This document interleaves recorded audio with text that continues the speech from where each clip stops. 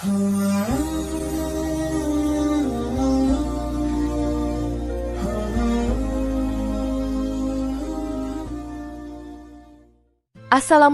warahmatullahi wabarakatuh. Jika video ini muncul di berandamu, ini adalah petunjuk dari Allah kepadamu. Setidaknya sempatkan menulis sholawat kepada Rasulullah Shallallahu Alaihi Wasallam di kolom komentar.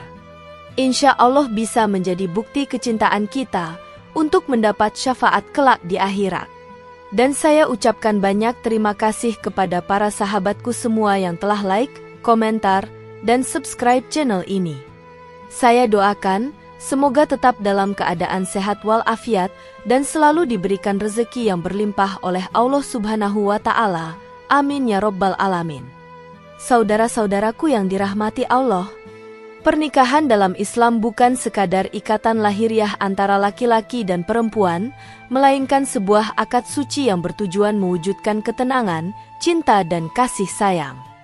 Hubungan intim antara suami dan istri merupakan bagian dari ibadah apabila dilakukan sesuai dengan tuntunan syariat. Islam memandang hubungan suami istri sebagai sesuatu yang mulia, terhormat, dan bernilai pahala jika dijaga adab serta aturannya. Namun demikian, Islam juga memberikan batasan-batasan yang jelas dalam masalah hubungan intim. Batasan ini bukan untuk menyulitkan, melainkan untuk menjaga kehormatan manusia, kesehatan jasmani dan rohani, serta keluhuran akhlak. Pelanggaran terhadap batasan ini dapat merusak tujuan pernikahan dan menjerumuskan pelakunya ke dalam dosa. Oleh karena itu, memahami perkara-perkara yang dilarang dalam hubungan suami istri menjadi hal yang sangat penting. Dengan memahami larangan-larangan ini berdasarkan Al-Quran dan hadis, pasangan suami istri dapat menjalani kehidupan rumah tangga yang diridhoi Allah Subhanahu wa Ta'ala, penuh keberkahan, serta terhindar dari perbuatan yang mendatangkan murkanya. 1. Melakukan penetrasi melalui dubur. Islam memandang hubungan intim sebagai bagian dari ibadah dalam pernikahan yang suci, sehingga pelaksanaannya harus sesuai dengan ketentuan syariat dan fitrah penciptaan manusia.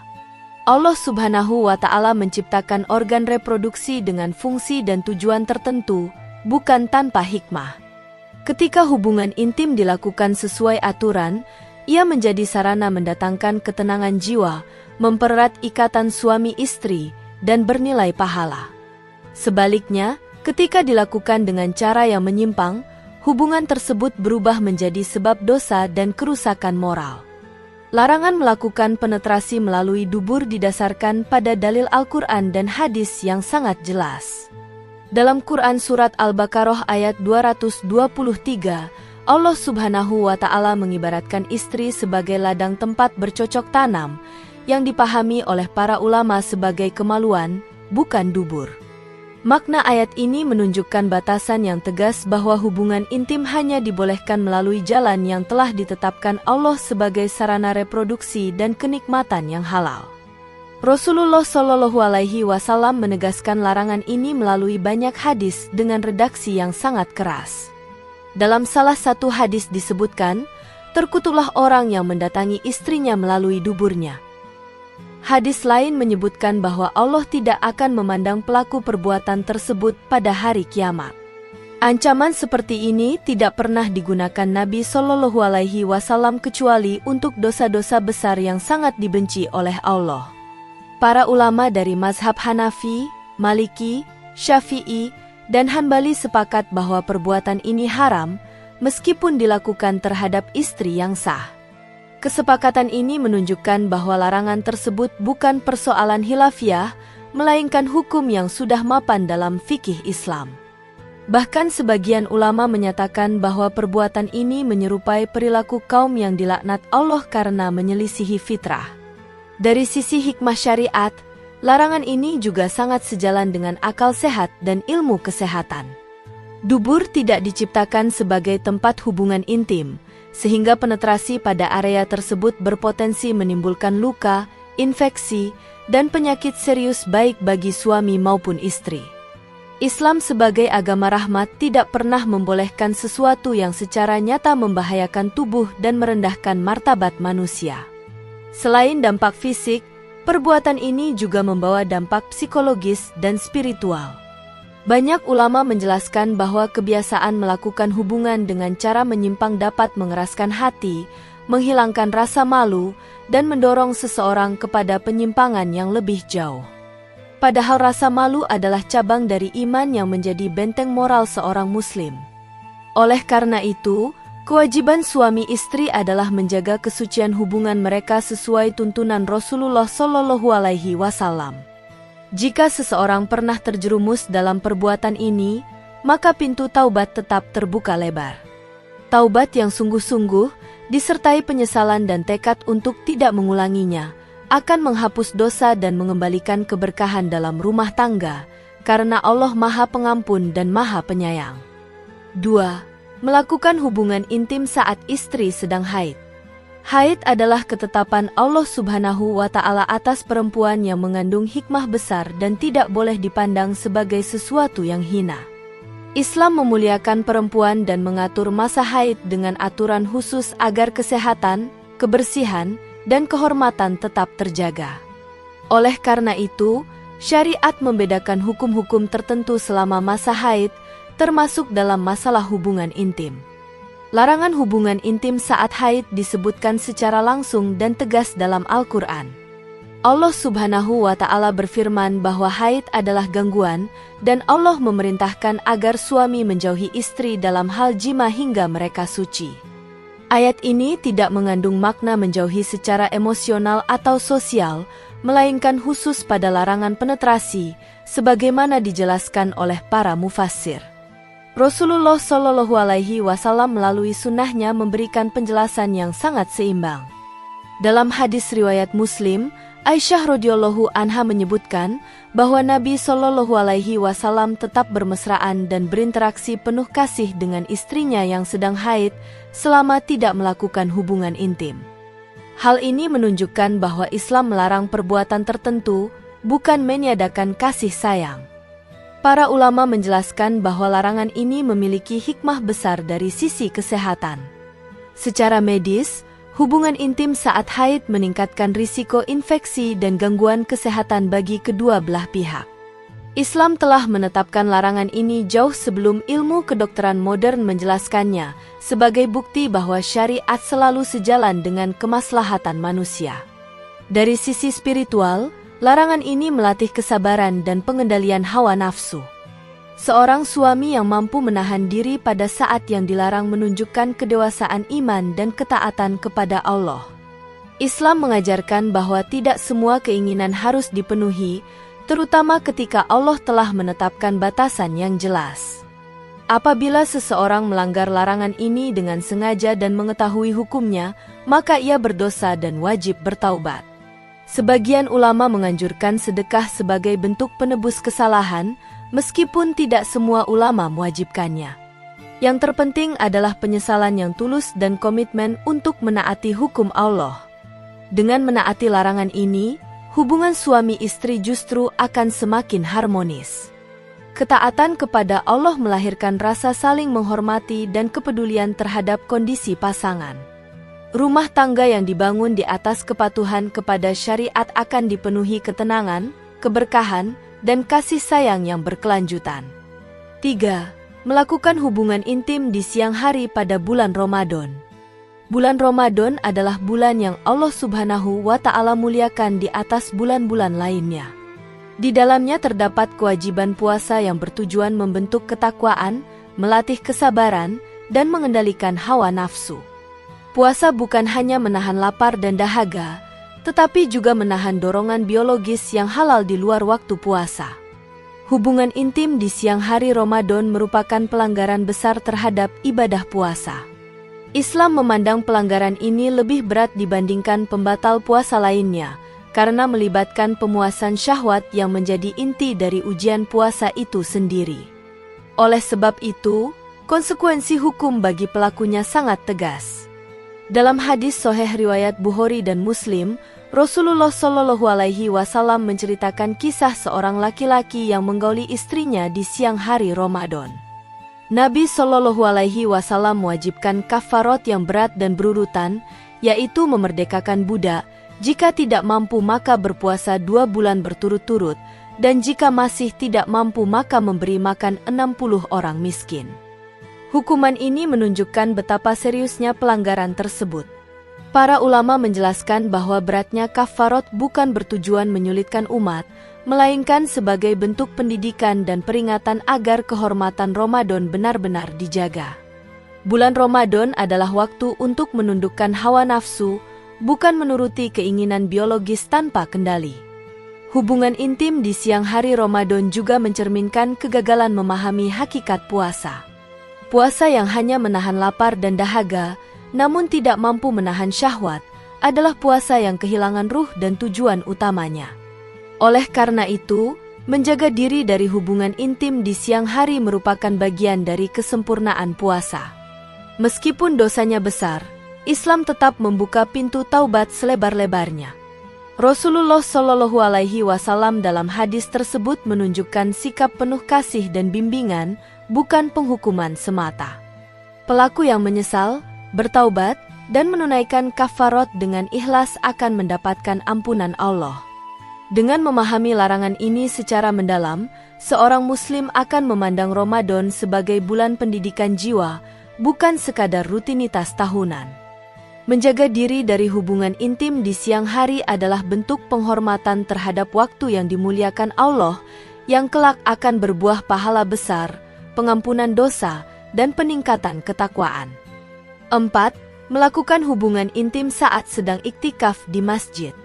Iktikaf merupakan salah satu ibadah yang memiliki kedudukan mulia dalam Islam, karena di dalamnya seorang hamba memusatkan seluruh perhatian, hati, dan pikirannya untuk mendekatkan diri kepada Allah Subhanahu wa Ta'ala.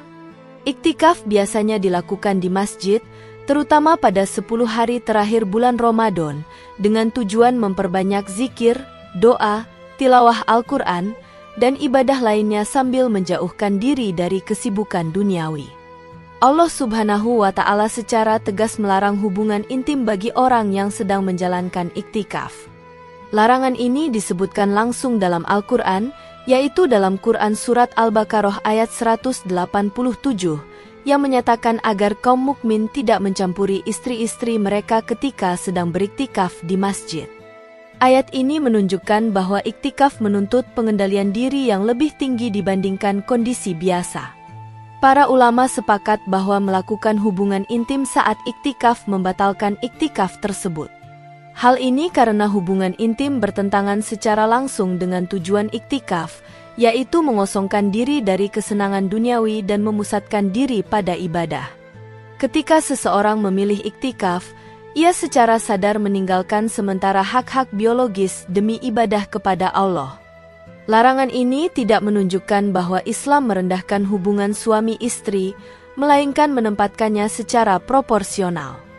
Hubungan intim adalah ibadah pada waktu dan kondisi tertentu, namun dapat menjadi terlarang ketika dilakukan pada waktu yang tidak dibenarkan oleh syariat. Inilah bentuk keseimbangan Islam dalam mengatur kehidupan manusia. Dari sisi pendidikan jiwa, larangan ini melatih seorang muslim untuk menahan hawa nafsu meskipun ia berada dalam kondisi halal secara umum. Kemampuan menahan diri inilah yang menjadi inti dari ibadah iktikaf, karena seseorang belajar menundukkan keinginan demi meraih keridhaan Allah. Jika seseorang melakukan hubungan intim saat iktikaf karena ketidaktahuan atau kelalaian, maka ia wajib menghentikannya, bertaubat kepada Allah, dan mengulangi iktikafnya apabila ingin memperoleh pahala iktikaf secara sempurna. Taubat tetap diterima selama dilakukan dengan kesungguhan dan penyesalan. Dengan menaati larangan ini, seorang muslim akan merasakan makna iktikaf yang sesungguhnya, yaitu kedekatan spiritual yang mendalam dengan Allah Subhanahu wa Ta'ala. Iktikaf yang dijaga dari pelanggaran akan melahirkan ketenangan hati, kejernihan jiwa, dan kepekaan spiritual yang berdampak positif dalam kehidupan setelah Ramadan. 5. Melakukan hubungan intim saat istri sedang nifas. Nifas adalah darah yang keluar dari rahim perempuan setelah melahirkan dan merupakan kondisi alami yang telah Allah Subhanahu wa Ta'ala tetapkan bagi kaum perempuan.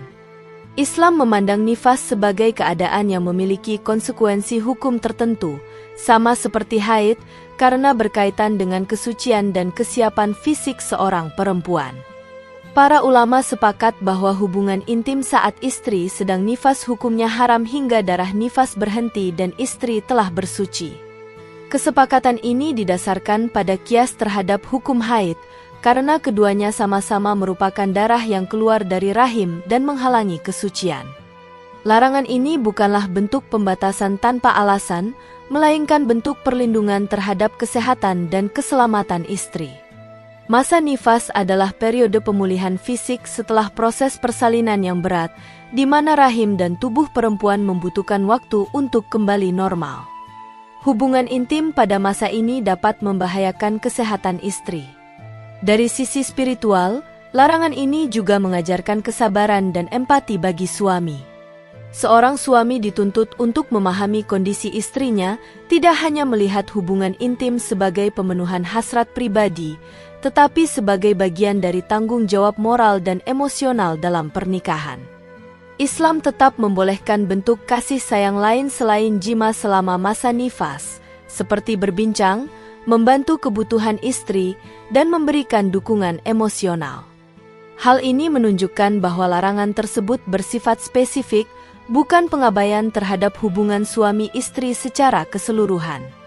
Apabila seorang suami melanggar larangan ini dengan sengaja dan mengetahui hukumnya, maka ia berdosa dan wajib bertaubat. Para ulama menekankan pentingnya taubat yang disertai penyesalan dan komitmen untuk menaati hukum Allah di masa mendatang.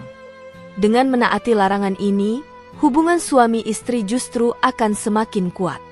Rasa saling menghormati dan kepedulian terhadap kondisi pasangan akan menumbuhkan kepercayaan dan cinta yang lebih dalam, serta menghadirkan keberkahan dalam rumah tangga. 6. Melakukan hubungan dengan cara menyakiti, merendahkan, atau memaksa pasangan. Islam membangun pernikahan di atas prinsip kasih sayang, penghormatan, dan kerelaan. Hubungan intim bukan sekadar aktivitas biologis, melainkan bagian dari interaksi emosional dan spiritual antara suami dan istri.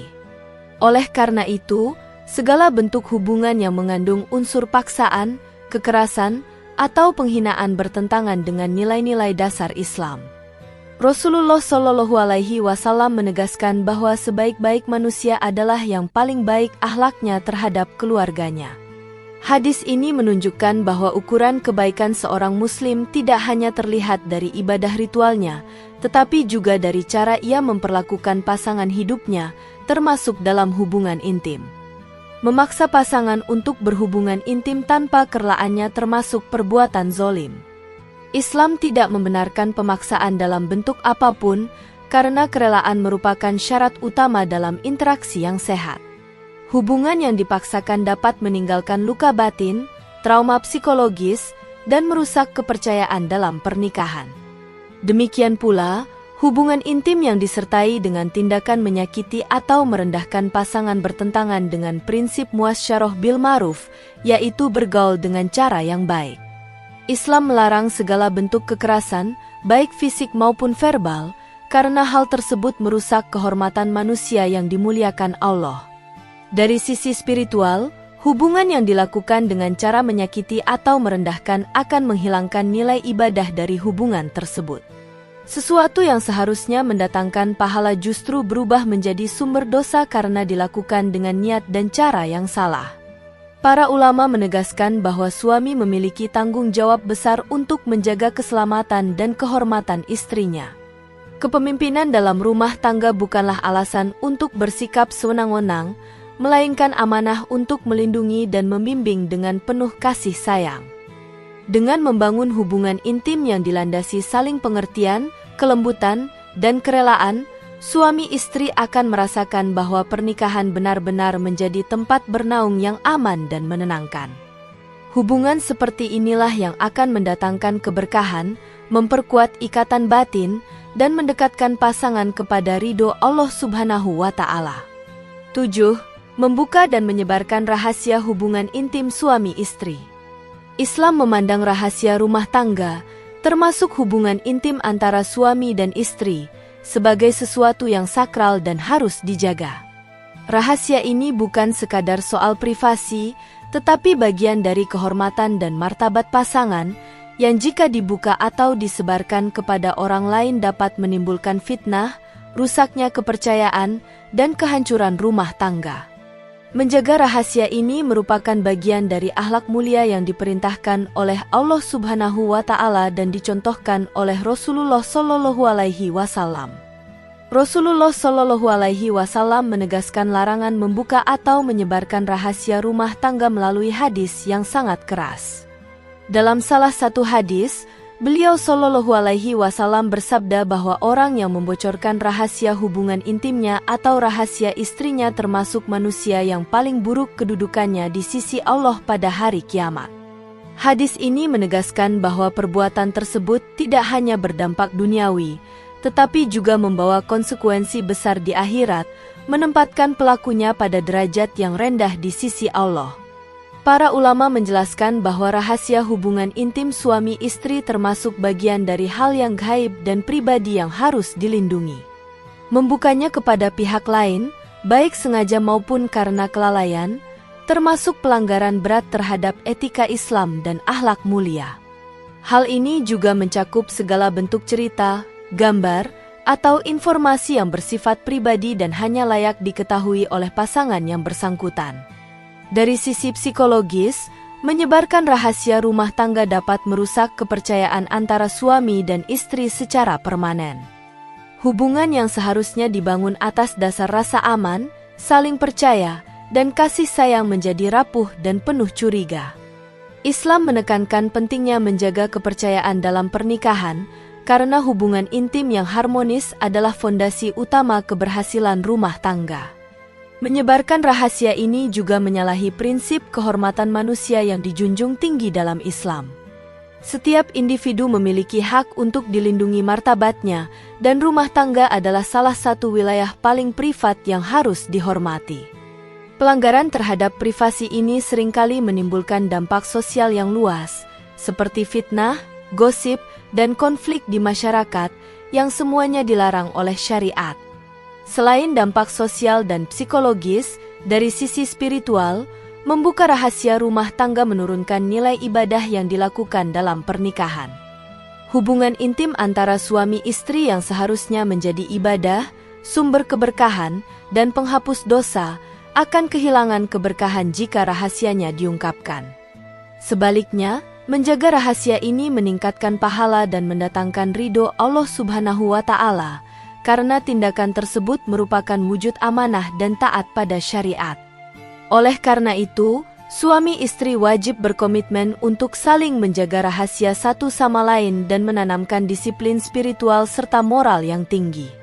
Menghormati rahasia rumah tangga adalah bentuk nyata pengendalian diri, tanggung jawab, dan akhlak mulia yang dicontohkan oleh Rasulullah Shallallahu Alaihi Wasallam.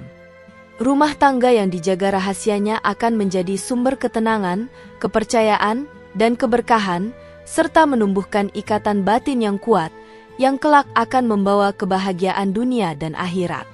Saudara-saudaraku yang dirahmati Allah, menjaga kesucian dan keharmonisan hubungan suami istri merupakan amanah besar yang diberikan Allah Subhanahu wa Ta'ala kepada setiap pasangan.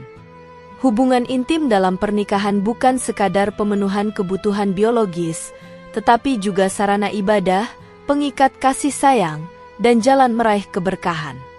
Dengan memahami batasan-batasan syariat, seperti menjauhi hal-hal yang diharamkan, menghormati masa haid dan nifas, menjaga kehormatan iktikaf, serta menahan diri selama puasa, pasangan tidak hanya menjaga diri dari dosa tetapi juga menguatkan fondasi rumah tangga. Ketundukan pada syariat dalam urusan yang paling intim sekalipun mencerminkan kedewasaan spiritual dan tanggung jawab moral yang tinggi, yang pada akhirnya mempererat ikatan lahir dan batin.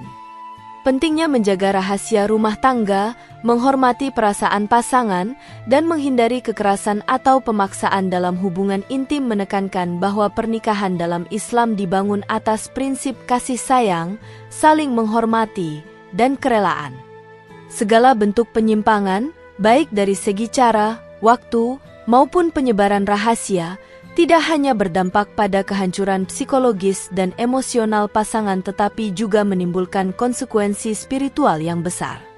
Islam menempatkan hubungan intim sebagai wilayah sakral yang hanya layak dinikmati dengan kerelaan, kelembutan, dan rasa hormat, sehingga menepati aturan syariat akan menghadirkan ketenangan batin dan keberkahan yang langgeng. Oleh karena itu, kesadaran, ilmu, dan pengendalian diri menjadi kunci utama dalam membina rumah tangga yang harmonis dan diridhoi Allah. Suami istri yang memahami hakikat hubungan intim, mematuhi larangan, menjaga rahasia, dan saling menghormati satu sama lain akan merasakan bahwa pernikahan bukan hanya sekadar ikatan biologis, tetapi juga jalan menuju ketakwaan, ketenangan hati, dan kebahagiaan dunia akhirat. Menjaga kehormatan, mematuhi syariat, dan menumbuhkan kasih sayang adalah fondasi yang tidak ternilai harganya, yang akan menjadikan rumah tangga sebagai ladang pahala, tempat ketenangan, dan sarana ibadah yang membuahkan keberkahan bagi pasangan dan generasi yang akan datang. Demikian yang dapat saya sampaikan, semoga yang menyimak video ini sampai akhir, terhindar dari neraka, dan dimasukkan ke dalam surganya.